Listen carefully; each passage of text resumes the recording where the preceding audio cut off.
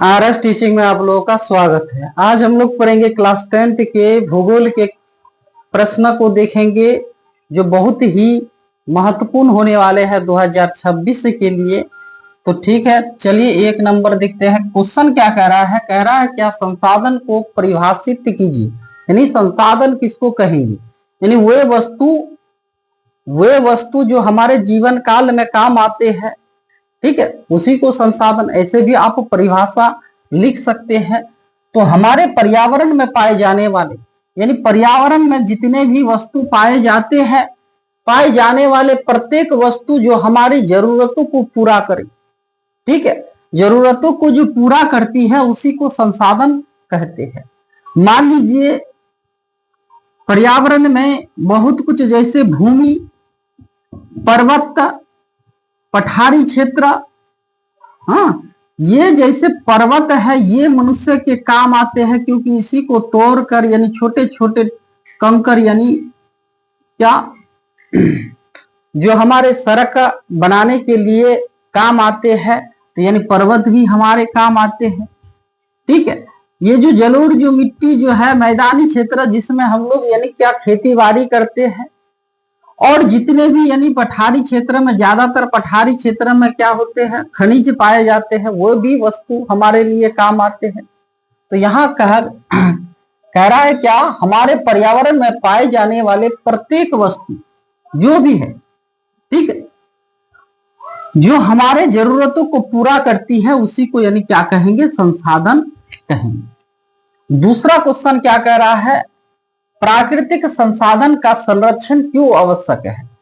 यानी वे वस्तु जो हमारे जीवन काल में काम आते हैं उसी को हम लोग संसाधन कहते हैं, लेकिन यहां कह रहा है संसाधन का संरक्षण क्यों आवश्यक है, क्यों इसका संरक्षण करें। जैसे मान लीजिए कोयला भी क्या है, तो संसाधन है, क्योंकि मनुष्य के काम आते हैं। और पेट्रोलियम भी क्या है, तो ये भी संसाधन है। खनिज, जितने भी खनिज देख रहे हैं मनुष्य के काम आते हैं, तो इसका संरक्षण करना क्यों आवश्यक है, ये कहा गया है। तो देखिए, प्राकृतिक संसाधन का संरक्षण आवश्यक है क्योंकि ये हमारे लिए एक बहुमूल्य है। जैसे कोयला बोले, ये क्या है, बहुमूल्य संसाधन है, एवं यह समाप्त योग्य है। यानी कोयला एक ना एक दिन क्या हो जाएगा, समाप्त हो जाएगा दुनिया से।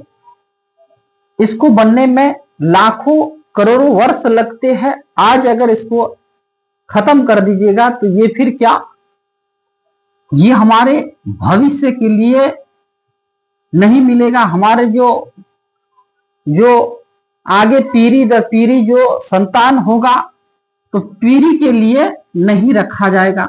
ये हम ही लोग अगर समाप्त कर देंगे तो उनके लिए खतरा हो जाएगा। ठीक है, तो कह रहा है बहुमूल्य संसाधन है, इसको समाप्त योग्य कहते हैं। इसके निर्माण में लाखों वर्ष का समय लगता है। इसके साथ ही अगली पीढ़ी के लिए भी बचा कर रखना हमारे लिए परम आवश्यक है। इसलिए इसका संसाधन, इसका क्या, संरक्षण करना बहुत ही क्या है, जरूरी है। इसको अगर संरक्षित नहीं करेंगे हम लोग, तो ये जो कहा गया है अगली पीढ़ी, इसके लिए अंधेरा साबित हो जाएगा। ठीक है, हम लोग तो क्या करते हैं, अपने पीढ़ी के लिए, अगले पीढ़ी के लिए हम लोग पैसा रखते हैं, तो जमीन रखते हैं। जमीन जब रखते हैं, पैसा रखते हैं, तो इससे क्या होने वाला है, अगर पेट्रोलियम नहीं रहेगा, खनिज नहीं रहेगा, तो ये जमीन का भी क्या होने वाला है। ठीक है, इसमें अगर आप सिंचाई कीजिएगा तो बोरिंग चलाना होगा, उसके लिए पेट्रोलियम चाहिए। तो पेट्रोलियम तो है ही नहीं, यानी वह तो दुनिया से क्या कर दिए, उसको समाप्त कर दिए। तो ये खेत रह के भी यानी क्या हो जाएगा, बेकार हो जाएगा। ठीक है, तो इसलिए कहा गया है प्राकृतिक संसाधन का संरक्षण बहुत ही क्या है, आवश्यक है। चलिए अगला क्वेश्चन क्या कह रहा है, कह रहा है क्या, संसाधन संरक्षण का क्या महत्व है। ठीक है, इसका महत्व ये भी क्वेश्चन पूछा गया है, और ये जो आप देख रहे हैं ये भी, ये दोनों क्वेश्चन पूछा गया है, और ये भी पूछा गया है संसाधन संरक्षण का क्या महत्व है, इसका क्या महत्व है। तो देखिए, संसाधनों का नियोजन, विवेकपूर्ण उपयोग संरक्षण कहलाते हैं। अगर हम लोग संसाधन का ठीक तरह से उपयोग करें, जहां उसका यूज हो सके वहीं पर उसका उपयोग कीजिए, तो यही क्या कहलाएगा, संरक्षण कहलाएगा। संसाधनों के दुरुपयोग और आवश्यकता से अधिक उपयोग द्वारा पर्यावरण क्या होते हैं, असंतुलित हो जाते हैं। ठीक है, अगर हम लोग संसाधन का जैसे कोयले का या पेट्रोलियम का इसका ज्यादातर उपयोग करेंगे तो ये तो समाप्त हो जाएगा, और इसका इस्तेमाल ज्यादा करने से ये क्या करते हैं, वायु प्रदूषण भी करते हैं। ठीक है, क्या करते हैं, वायु प्रदूषण, जिससे यानी पर्यावरण क्या होते हैं, असंतुलित हो जाते हैं। ठीक है, अतः इसके सभी उपयोग से ही पर्यावरण को संतुलित रखा जा सकता है एवं का अगली पीढ़ी के लिए संचय किया जा सकता है। अगर हम लोग इसको ठीक तरह से उपयोग करें तो हम लोग का भी काम होगा, ये संतुलित रहेगा, और अगली पीढ़ी के लिए भी संसाधन बचाकर हम लोग रख सकते हैं, संचित किया जा सकता है। ठीक है, चलिए नेक्स्ट क्वेश्चन, 4 नंबर क्वेश्चन क्या कह रहा है, खादर और बांगर मिट्टी में अंतर बताइए। तो खादर और बांगर को पहले समझिए। ये जलोढ़ मिट्टी जो है इसी का भाग है। जलोढ़ मिट्टी को 2 भागों में बांटा गया है, एक क्या, खादर, और दूसरा है बांगर। ये मान लीजिए नदी है, क्या है, नदी है। तो नदी के जो बगल वाला जो क्षेत्र है, जहां तक यानी क्या बाढ़ आते रहते हैं, इस क्षेत्र को क्या कहेंगे, इस क्षेत्र में जो मिट्टी मिलती है उस मिट्टी को क्या कहते हैं, यानी खादर कहते हैं। और इसके ऊपर वाले क्षेत्र जो जहां पर यानी बाढ़ हर साल नहीं आ पाते हैं, तो उस क्षेत्र को क्या कहेंगे, तो बांगर कहेंगे। क्या कहेंगे, बांगर। ठीक है, इसको कहेंगे खादर, खादर। ठीक है, बांगर इस तरह। और इस क्षेत्र, ये दोनों जो मिट्टी जो है ये इसको क्या कहते हैं, तो जलोढ़ मिट्टी कहते हैं। जलोढ़ मिट्टी जो यानी सबसे ज्यादा क्या होते हैं, उपजाऊ होते हैं। इस क्षेत्र में नाइट्रोजन की कमी होती है, इस मिट्टी में नाइट्रोजन की कमी होती है। ठीक है, तो चलिए यहां पूछा गया है इसका अंतर बताना है। तो देखिए, नवीन एवं उपजाऊ मिट्टी को खादर कहा जाता है। ये जो है नवीन यानी नया मिट्टी। ठीक है, जब बाढ़ आते हैं तो इस क्षेत्र के ऊपर यानी नया मिट्टी चढ़ ढक जाते हैं।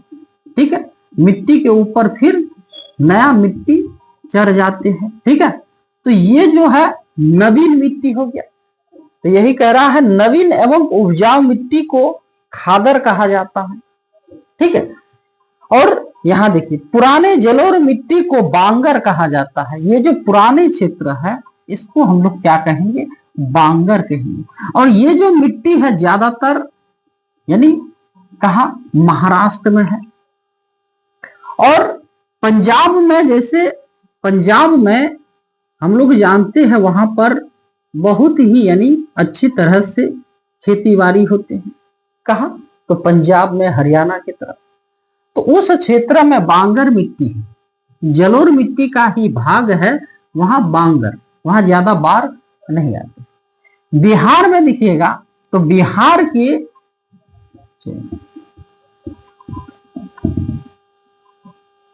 बिहार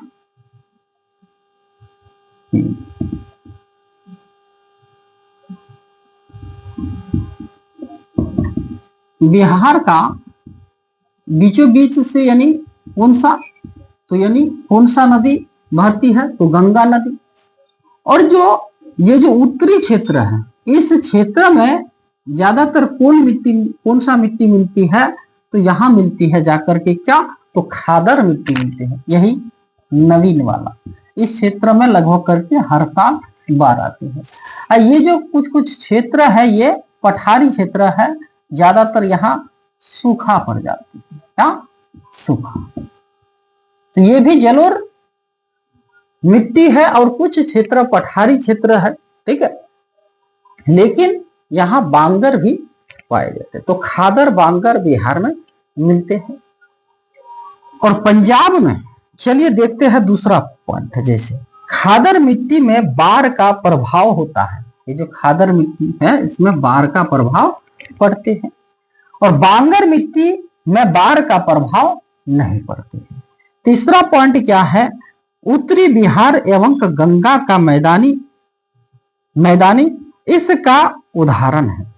तो ये गंगा नदी जिस क्षेत्र से बहती है, जैसे यहाँ बिहार में, तो इसके आगे कहाँ, उत्तर प्रदेश, उत्तराखंड, ये जो नदी वाले जो तटीय जो क्षेत्र है, नदी के बगल वाले क्षेत्र, ठीक है, इस क्षेत्र में ज्यादातर कौन सा मिट्टी मिलते हैं, तो खादर मिट्टी। और कह रहा है उत्तरी बिहार गंगा का मैदानी इसका उदाहरण है। और इसका क्या हो जाएगा, पंजाब की भूमि इसका उदाहरण है, पंजाब और महाराष्ट्र भी हो जाएगा, ठीक है। तो चलिए आज यही तक फिर